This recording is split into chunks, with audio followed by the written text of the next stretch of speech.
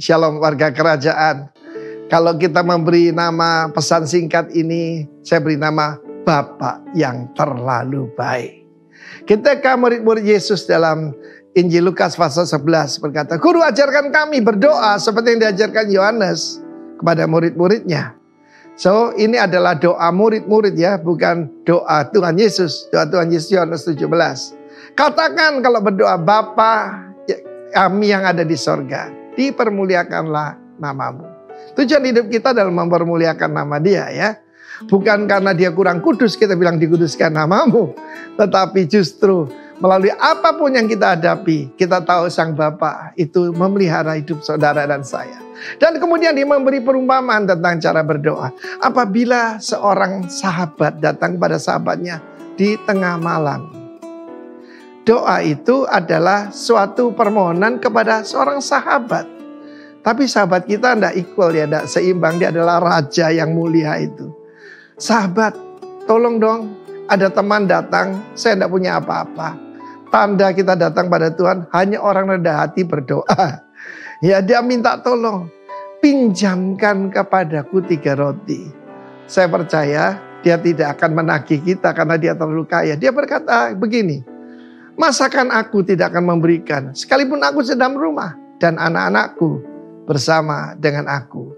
Loh, kalau anak-anak itu tersedia semuanya, siapakah saudara dan saya?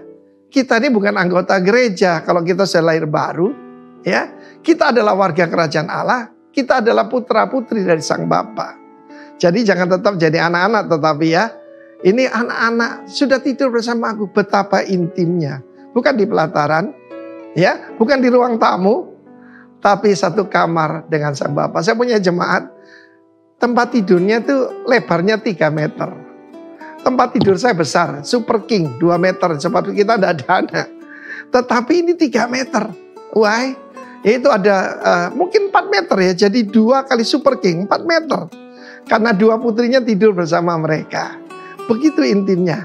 Kalau kita ada dalam kamar Sang Bapa, everything will be taken care of. Lalu kemudian, masakan dia tidak bangun? Juga karena sifatnya yang tidak malu itu. Karena dia minta terus, dia ketok pintu. Karena itu dia berkata, ketoklah pintu, pasti dibukakan. Carilah, kamu akan mendapat. Dan firman Allah berkata, search and you will find, kan? Ya, ketoklah pintu, mintalah. Karena itu tidak usah malu minta. Kita belajar dari Bartimius. Dia berkata, Yesus anak Daud, putra Daud, kasihanilah aku. Itu doa pengemis. Ketika dibilang diam, dia berteriak lebih keras. Ini pelajarannya saudaraku. Lalu dia berkata, kalau kamu sebagai bapak yang jahat, tahu memberi pemberian yang baik kepada anak-anakmu, tidak mungkin kalau kamu minta roti diberi batu, tidak mungkin. Minta telur diberi kalajengking, tidak mungkin. Minta ikan diberi ular, bentuknya kan mirip ya. Tetapi tidak mungkin, karena dia bapak yang terlalu baik. Kiranya kita mengerti. Dalam bulan ini saya berdoa dalam hidup saya, I will raise up many sons and many good fathers. Sebab dunia ini membutuhkan bapak lebih dari apapun. Lebih dari konglomerat, lebih dari presiden. Tetapi bapak-bapak yang baik. And will start from you and from me. Di mana kita tahu bagaimana memelihara anak-anak kita. Pelajaran dari Lukas 11 ini sangat jelas. Tapi boleh minta. Mintanya itu bukan sebagai pengemis, tapi anak kepada Bapa. Saya tidak pernah sulit meminta pada Bapak. Saya ketemu teman-teman saya yang bapaknya itu jahat. Bapak saya itu, papa saya pribadi sangat murah hati. Saya masih ingat saudaraku, dia cuma punya 2 arloji. Ya, saya kebetulan suka arloji saudara ya. Dia punya 2 arloji. Satu arloji yang dia pakai hari-hari, itu mereknya, sebut merek lah, Citizen. Yang satunya Girard Perregaux. Dari nama itu aja saudara tahu itu arloji Swiss yang mahal harganya. Dia berikan saya yang terbaik. Lu pakai ini, gua udah tua kata bapak saya. Nah, dia selalu beri yang terbaik buat saya. Kalau bapak di bumi itu yang begitu, apalagi bapak di sorga. Saya tidak pernah sampai teriak-teriak minta. Saya cuma bilang, bapak saya ada kebutuhan. And boom, Tuhan begitu baik. Bapak di bumi biarlah itu jadi saudara dan saya. Dan kiranya kita percaya kita punya Bapa di sorga yang sungguh-sungguh memelihara kita. Dalam nama Yesus, amin. Shalom warga kerajaan yang berbahagia, berjumpa kembali bersama saya Pendeta Reinhard dalam renungan di minggu pagi ini. Kita sama-sama akan belajar bersama dari kebenaran firman Tuhan. Namun terlebih dahulu mari kita bersatu di dalam doa. Bapa yang kami kenal di dalam nama Tuhan Yesus Kristus, Engkau Allah yang tak pernah terlambat menolong setiap kami umat-Mu yang membutuhkan pertolongan. Engkau Allah yang setia dan panjang sabar bagi setiap kami. Pagi hari ini kami datang dengan kerinduan hati untuk mendengarkan suara kebenaran-Mu melalui firman Tuhan. Urapi jamah kami, hati yang subur, yang siap ditanami oleh benih firman Tuhan. Dan biarlah itu menghasilkan buah dalam kehidupan kami melalui kebenaran firman Tuhan ini. Biarlah Engkau Tuhan yang semakin bertambah-tambah dalam kehidupan kami, dan kami semakin berkurang-kurang di dalamnya. Demi Kristus Yesus kami berdoa dan mengucap syukur. Haleluya. Amin. Saudara-saudaraku yang dikasihi oleh Tuhan kita Yesus Kristus, dalam bulan Oktober ini, sepanjang bulan Oktober di minggu yang kelima ini kita tetap membahas sebuah tema tentang membangun. Saudara-saudara, kadang-kadang sebuah bangunan dibangun bukan hanya dari pertama dan awal, tetapi ada kalanya sebuah bangunan dibangun kemudian diruntuhkan, dirobohkan, kemudian dibangun kembali. Ada maksud dan tujuan Tuhan di dalam kehidupan setiap orang percaya. Ketika mungkin bangunan itu salah atau konstruksinya kurang benar, maka bangunan itu harus dirobohkan kembali dan dibangun bangunan yang baru lagi. Alkitab mencatat bahwa banyak hal yang dikerjakan dalam hal membangun kualitas iman kita, membangun bangunan rohani kita. Seringkali tokoh-tokoh dalam Alkitab juga mengalami hal yang sama. Tuhan meruntuhkan bangunan yang telah dibangun, sebuah tatanan yang telah dibangun, dan membangun kembali sebuah bangunan yang baru atau tatanan yang baru. Dalam hal ini saudara-saudara kita perhatikan kenapa seringkali Tuhan mengizinkan hal-hal yang sepertinya diruntuhkan kembali dan dibangun kembali. Kita akan belajar bersama-sama dari kebenaran firman Tuhan ini yang diambil dari Kejadian 7 ayatnya yang ke-16 sampai dengan ayat yang ke-24. Saya ingin bacakan bagi Bapak Ibu Saudara sekalian. Dan yang masuk itu adalah jantan dan betina dari segala yang hidup, seperti yang diperintahkan Allah kepada Nuh. Lalu Tuhan menutup pintu bahtera itu di belakang Nuh. 40 hari lamanya air bah itu meliputi bumi. Air itu naik dan mengangkat bahtera itu sehingga melambung tinggi dari bumi. Ketika air itu makin bertambah-tambah dan naik dengan hebatnya ke atas bumi, terapung-apunglah bahtera itu di muka air. Dan air itu sangat hebatnya bertambah-tambah meliputi bumi, dan ditutupnyalah segala gunung tinggi di seluruh kolong langit, sampai 15 hasta di atasnya bertambah-tambah air itu, sehingga gunung-gunung ditutupnya. Lalu mati, binasalah segala yang hidup yang bergerak di bumi, burung-burung, ternak, dan binatang liar, dan segala binatang merayap yang berkeriapan di bumi, serta semua manusia. Ayat yang ke-20, 22. Matilah segala yang ada nafas hidup dalam hidungnya, segala yang ada di darat. Demikianlah dihapuskan Allah segala yang ada, segala yang di muka bumi, baik manusia maupun hewan dan binatang melata, dan burung-burung di udara, sehingga semuanya itu dihapusnya dari atas bumi. Hanya Nuh yang tinggal hidup dan semua yang bersama-sama dengan dia dalam bahtera itu. Dan berkuasalah air itu di atas bumi 150 hari lamanya. Berbahagialah kita yang mendengarkan firman Tuhan, merenungkannya dan melakukannya dalam kehidupan kita hari lepas hari. Warga kerajaan yang dikasihi oleh Tuhan kita Yesus Kristus, ketika kita baca teks ini, Tuhan menghapuskan rebuild, dibangun kembali, dihapuskan kembali. Menarik saudara-saudara, ketika Tuhan membangun kembali, diruntuhkan, dihapus, di-delete, dihilangkan, dan dibangun kembali. Ketika kita baca teks ini, saya ingin memberi tema, membangun kembali melalui pintu yang ditutup. Tuhan melakukan sebuah hal yang mungkin menurut orang percaya, menurut Nuh dan keluarganya, ini sesuatu yang menyakitkan ketika Tuhan membangun kembali dan menutup pintu bagi Nuh. Sebagai orang percaya, seringkali kita diizinkan menghadapi hal yang seperti ini. Apakah Tuhan salah dalam membuat rancangan master plan bagi manusia saat itu? Tapi kalau kita kembali dalam kitab Kejadian 7 ini, ayat 16 sampai 24 yang kita baca tadi, Tuhan bukan gagal, atau Tuhan bukan tidak tahu nanti manusia akan jatuh dalam dosa. Manusia akan semakin terpuruk, manusia akan semakin jahat. Tetapi Tuhan punya rencana di dalamnya. Saudara-saudara, kalau hari ini kita seperti sedang dihapus, di-delete, dikembalikan ke posisi nol lagi, atau di-rebuild lagi, atau kita mengalami sebuah kondisi yang susah, terpuruk. Mungkin kita sudah sampai di sebuah karir yang tinggi, tetapi Tuhan izinkan kita kembali membangun, menatanya kembali. Ada maksud dan rencana Tuhan.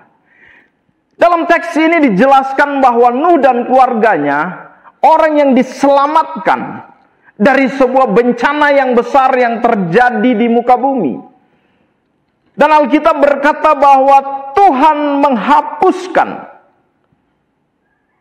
Saudara bisa perhatikan di situ. Tuhan menghapus kehidupan, dihapus Allah segala yang ada, di ayat 23 dikatakan. Dihapus semua kehidupan manusia yang pernah ada dengan sebuah alasan, saudara-saudara, yaitu dosa, yaitu kemunafikan, kekejaman. Manusia tidak saling mengasihi lagi, manusia hidup dan tinggal di dalam dosa. Sehingga Tuhan harus membangun lagi hal yang baik dan yang baru lagi. Bukan Tuhan tidak tahu apa yang akan terjadi dalam masa zaman Nuh dan anak-anaknya. Tetapi kalau kita baca konteks ini secara keseluruhan, di situ dilihat bahwa manusia begitu jahat. Hilangnya rasa saling menghormati, membunuh, melakukan kekejaman, kekejian di hadapan Tuhan. Dan Tuhan perlu melakukan hal itu, membangun kembali melalui orang-orang pilihan. Kalau hari-hari ini saudara ada di dalam sebuah kondisi ini, ada di dalam sebuah kondisi dibangun kembali, mari kita sama-sama perhatikan renungan firman ini. Tuhan punya maksud, Tuhan punya tujuan dengan membangun kembali, melenyapkan seluruh umat manusia yang ada, dan menutup pintu bagi Nuh dan keluarganya. Kadang-kala kita berpikiran bahwa Tuhan tidak tahu apa yang sedang terjadi. Kadang-kala ketika kita mengalami pintu yang tertutup, kita komplain kepada Tuhan dan berkata, Tuhan, kenapa hal ini terjadi? Kenapa ketika segala sesuatunya telah tertata dengan baik, Tuhan hancurkan, Tuhan tutup pintu bagi kehidupan kami. Kami orang yang setia, kami orang yang taat. Tapi mari kita perhatikan, ada sebuah maksud dan rencana Tuhan ketika Dia menutup pintu bagi saudara dan saya, bagi orang-orang percaya, bagi Nuh dan keluarganya. Maksud yang pertama ketika Tuhan menutup pintu untuk membangun kembali sebuah tatanan yang baru, maksudnya adalah yang pertama untuk menguji ketaatan hidup kita. Maksud Tuhan menutup pintu dan membangun kembali adalah sebuah ujian dari ketaatan kita. Mari kita perhatikan di ayat yang ke-16. Dan yang masuk itu adalah jantan dan betina dari segala yang hidup seperti yang diperintahkan Allah kepada Nuh. Lalu Tuhan menutup pintu bahtera itu di belakang Nuh. Saudara-saudara, ketika manusia mulai jatuh dalam dosa, kehidupan yang semakin jahat, maka Tuhan memusnahkan manusia dan segala yang hidup dengan sebuah perintah kepada Nuh. Nuh, bangunlah sebuah bahtera. Tuhan memerintahkan Nuh untuk membangun sebuah bahtera dengan spesifikasi yang sangat jelas. Ada sebuah kehidupan yang akan dibangun kembali dengan spesifikasi yang jelas. Kalau dulu kita masih belum mengenal Kristus, hidup di dalam dosa, mungkin ini adalah sebuah bangunan yang harus dirombak dan menjadi sebuah bangunan yang baru dengan spesifikasi yang jelas. Ketika Adam dan Hawa diusir dari Taman Eden, manusia semakin berkembang dalam kejahatan. Dan Tuhan memusnahkan manusia dan segala yang diciptakan, memberikan sebuah kehidupan yang baru, tatanan yang baru, memberikan sebuah bangunan yang baru, yaitu bahtera. Tapi ada maksud Tuhan di dalam kejadian itu, yaitu menguji ketaatan. Kadangkala ketika kita diperhadapkan dengan pintu yang tertutup atau dibangun kembali, Tuhan sedang menguji seberapa taat kita kepada Dia. Tapi di ayat 16 ini dikatakan bahwa seperti yang diperintahkan Allah kepada Nuh, Nuh melakukannya tepat seperti apa yang diperintahkan Allah kepadanya. Kalau kita perhatikan di ayat yang ke-22 dari Kejadian 6, kita naik satu pasal lagi, saya bacakan di situ. Lalu Nuh melakukan semuanya itu tepat seperti yang diperintahkan Allah kepadanya. Demikianlah dilakukannya. Ketaatan Nuh sebagai orang saleh. Kalau kita perhatikan lagi naik di atas di pasal yang ke-9, di situ dituliskan inilah riwayat Nuh. Nuh adalah seorang yang benar dan tidak bercela di hadapan di antara orang-orang sezamannya, dan Nuh itu hidup bergaul dengan Allah. Kesalehan hidup, ketaatan kita butuh mengalami sebuah pengujian dan pembuktian. Memang waktu yang akan membuktikan seberapa taat kita kepada Tuhan. Tetapi kadangkala pengujian itu datang dengan sebuah pintu yang tertutup. Kalau tadi di ayat 16 dikatakan Tuhan menutup pintu bahtera itu di belakang Nuh. Ketika semua hewan naik, ketika keluarga Nuh sudah naik, dan bahtera yang diperintahkan untuk dibuat itu telah jadi, lalu yang menutup pintu itu adalah Allah sendiri, adalah Tuhan sendiri yang menutup pintu bahtera itu. Saudara-saudara, saya mau kasih tahu, ketika Tuhan yang menutup pintu, tidak ada yang bisa membukanya. Dan ketika Tuhan membuka pintu bagi kita, tidak ada yang bisa menutupnya bagi kita. Warga kerajaan yang dikasihi oleh Tuhan kita Yesus Kristus, ketika pintu tertutup bagi kita, ada sebuah ujian ketaatan. Bangunan yang kemudian dirobohkan, diruntuhkan, dan dibangun kembali menuntut sebuah ketaatan untuk menjadi bangunan baru yang dikehendaki oleh Allah. Tuhan mau supaya ada sebuah kehidupan yang baru dari keluarga Nuh melalui bahtera diselamatkan. Ketaatan Nuh terbukti sebagai orang yang saleh, sebagai orang yang bergaul akrab dengan Tuhan. Ayat yang ke-6 di pasal 6 ayatnya yang ke-9 dijelaskan Nuh orang benar, tidak bercela, dan hal itu dibuktikan ketika Nuh melakukan segala perintah Allah. Ukuran yang diberikan dilakukan, saudara-saudara. Jadi ketika Tuhan menutup pintu bagi kita, ada sebuah maksud Tuhan, yaitu menguji ketaatan kita. Dan ketika ketaatan kita diuji dan menghasilkan tahan uji, saudara-saudara, maka kita akan melihat Tuhan memberikan sebuah bangunan kehidupan, sebuah tatanan kehidupan yang baru, yang sesuai dengan apa yang Tuhan kehendaki dalam kehidupan kita. Kalau kita ada dalam kondisi ini, Tuhan tutup pintu bagi kita. Jangan berpikir Tuhan itu jahat. Jangan berpikir Tuhan itu tidak adil. Jangan berpikir Tuhan tidak mengetahui apa yang rencangan terbaik dalam hidupmu. Tapi mari kita renungkan firman ini. Ketika Dia menutup pintu bagi kita, saudara-saudara, Dia sedang menguji seberapa taatnya saudara dan saya melakukan perintah firman Tuhan. Seberapa taat kita untuk kita melihat bangunan yang kokoh di dalam Kristus Yesus. Maka mari kita ada di dalam sebuah pengujian ketaatan. Pengujian ketaatan itu dibuktikan dari sikap hidup kita ketika kita meresponi sebuah bangunan yang dihancurkan dan dibangun kembali. Lalu Tuhan menutup pintu. Disitulah ketaatan kita dan kepercayaan kita kepada Kristus Yesus dibuktikan. Hal yang kedua, saudara-saudara.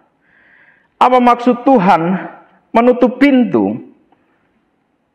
Tuhan punya maksud yang indah dalam kehidupan orang percaya, yaitu menyelamatkan.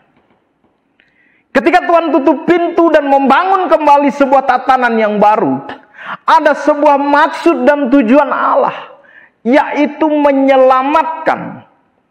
Kalau kita perhatikan dari bacaan yang kita baca dari ayat 16 sampai dengan ayatnya yang ke-22, saudara-saudara, adalah sebuah bagian dari proses penyelamatan.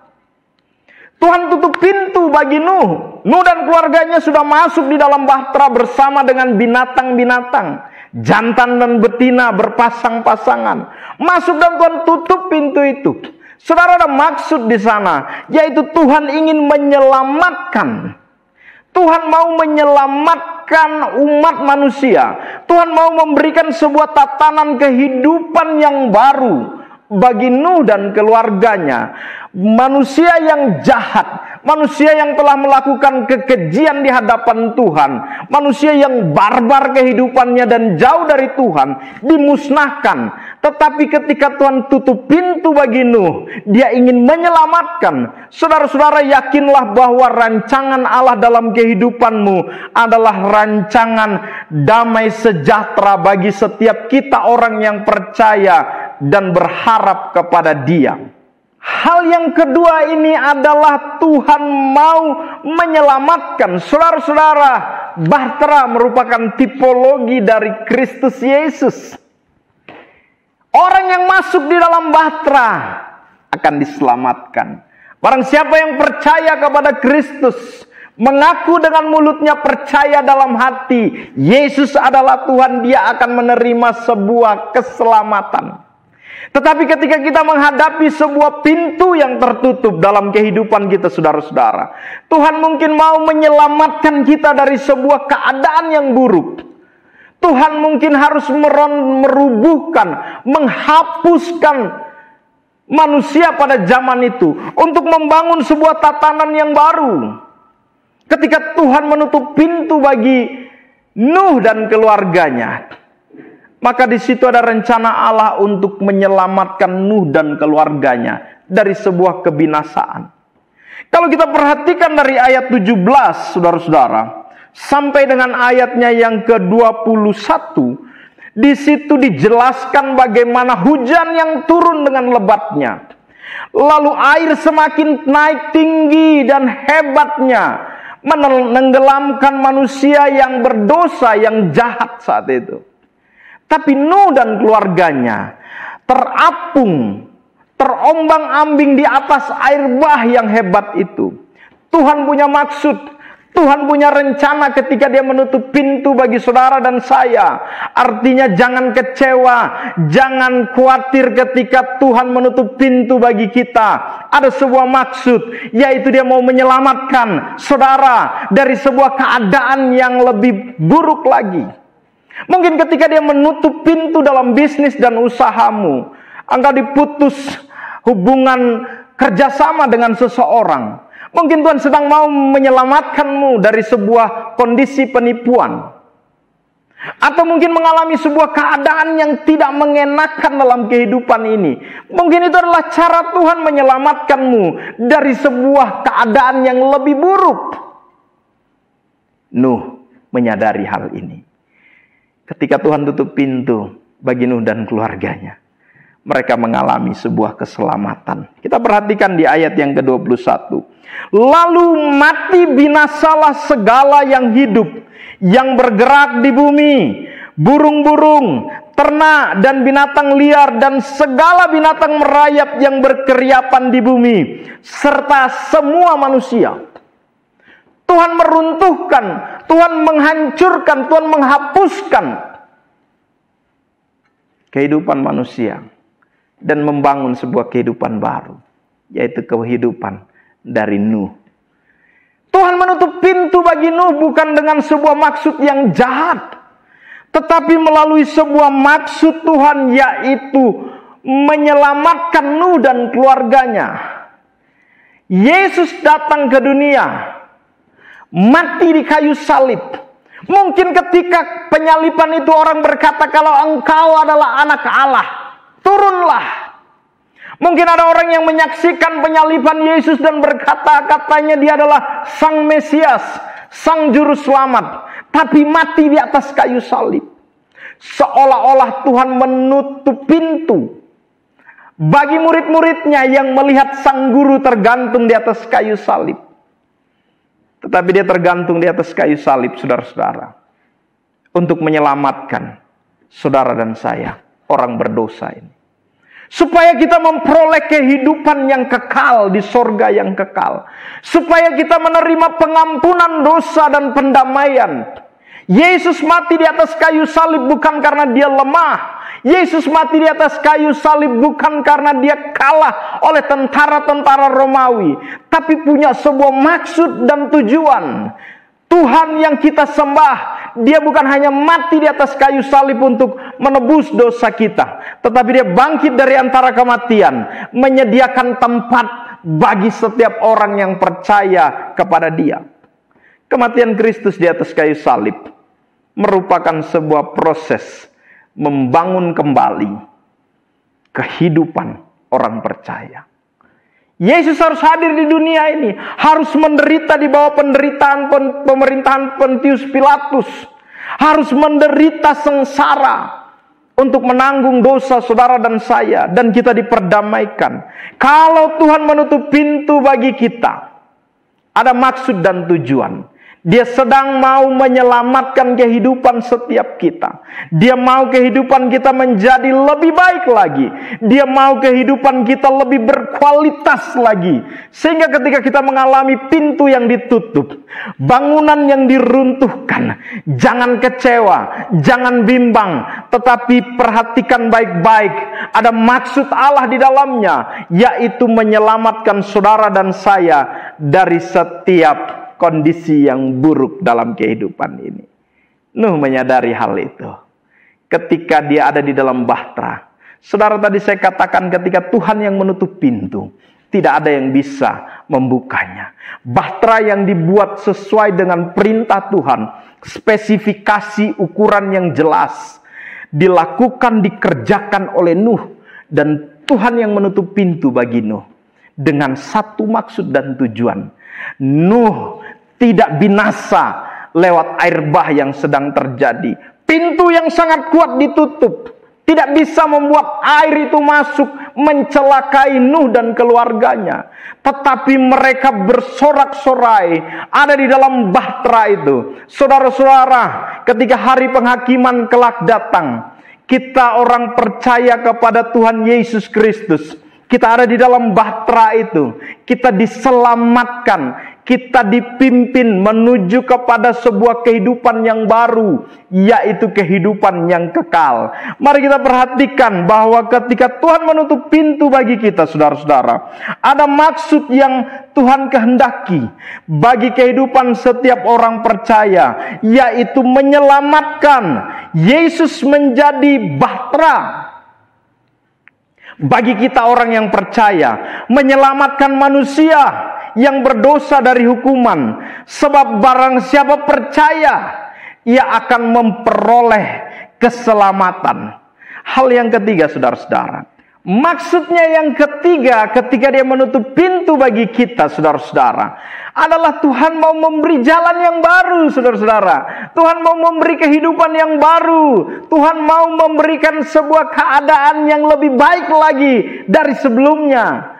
Mari kita perhatikan ketika Tuhan menutup pintu bagi Nuh, Tuhan membuat jalan yang baru bagi Nuh. Kita perhatikan dari bacaan ini, saudara-saudara. Ketika air bah datang dan semua orang musnah, binatang yang merayap yang ada di bumi habis.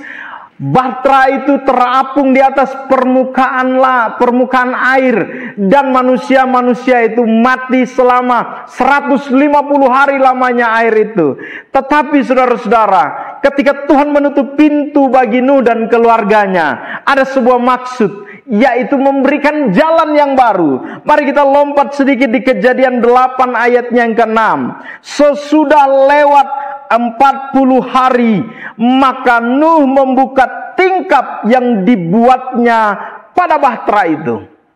Saudara, poin yang ketiga ini, maksud Tuhan menutup pintu bagi kita sangat berkaitan.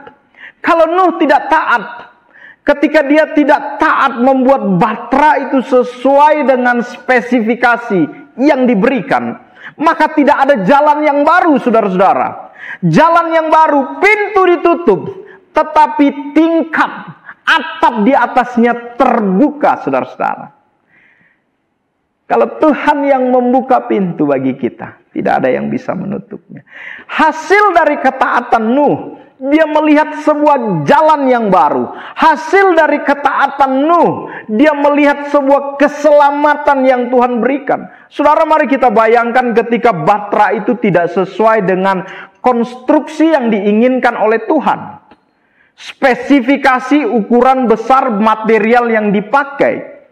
Seandainya bahan itu tidak sesuai dengan apa yang Tuhan kehendaki, maka tidak ada jalan yang baru yang disediakan bagi Nuh.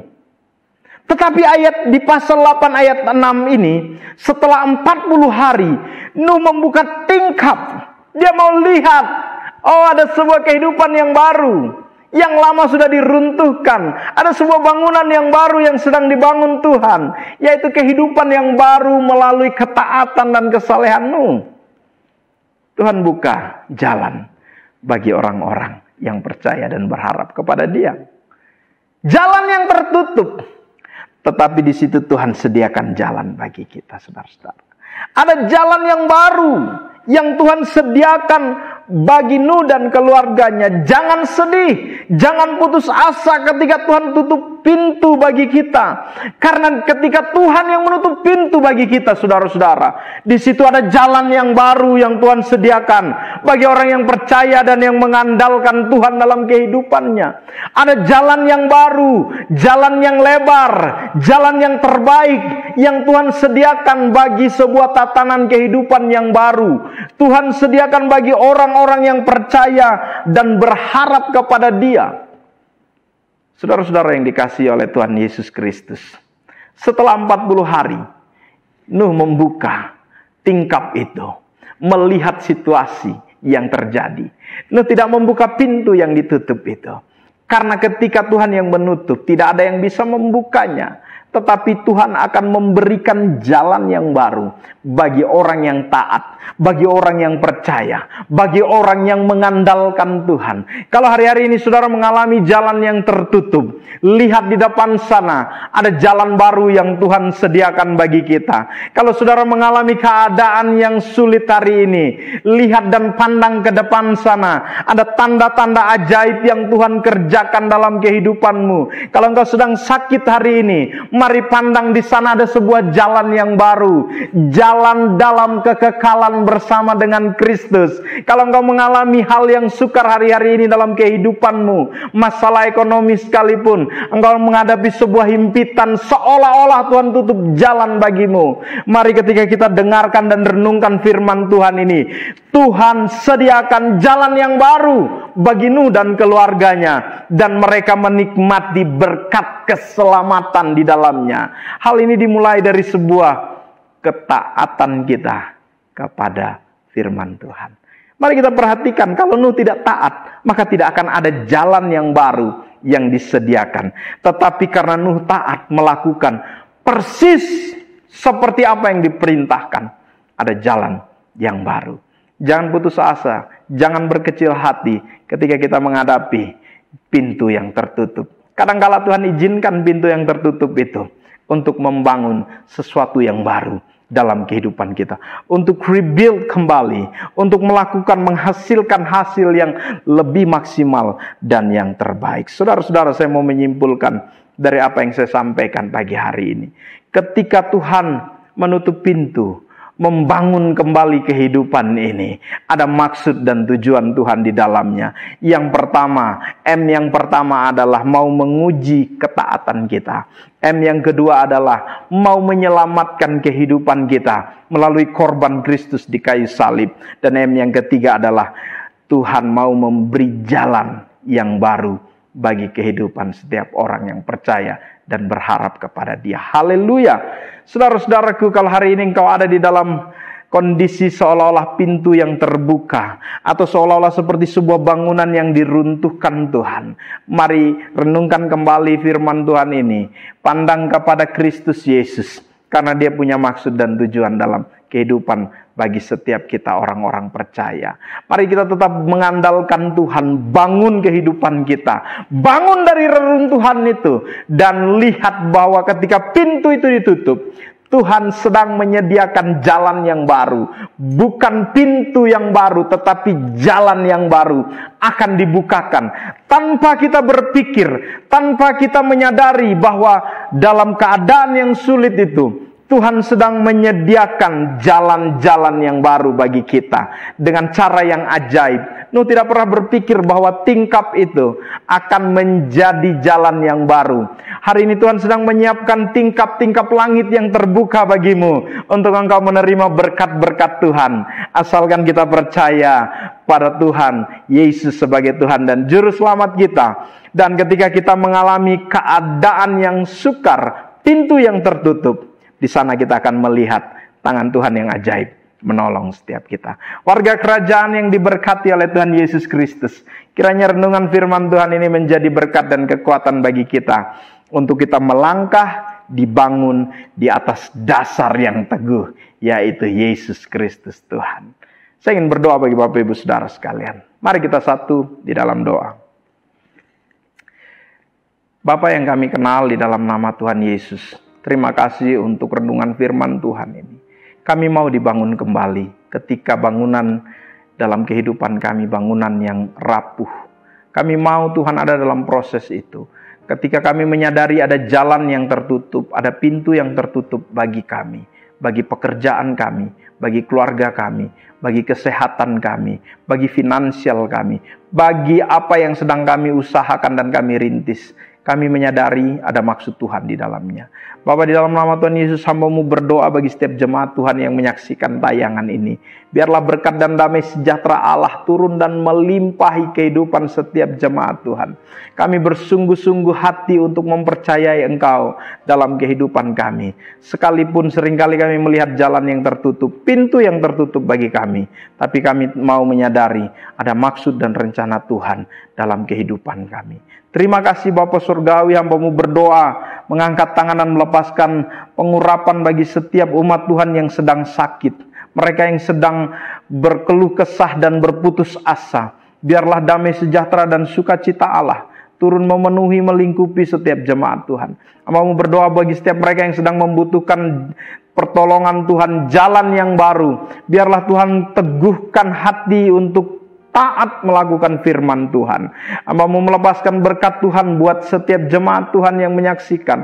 Orang-orang yang tetap setia menyaksikan tayangan pemberitaan firman Tuhan secara online ini ada dalam berkat dan anugerah Tuhan.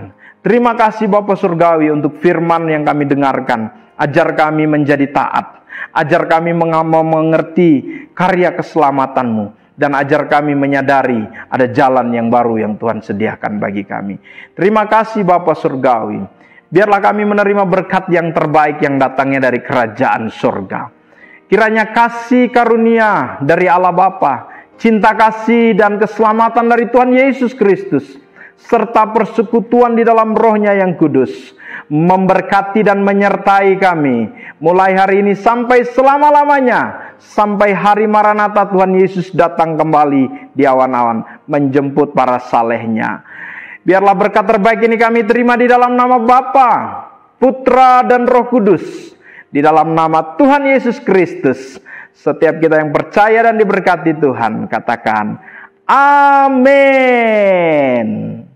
Tuhan Yesus memberkati.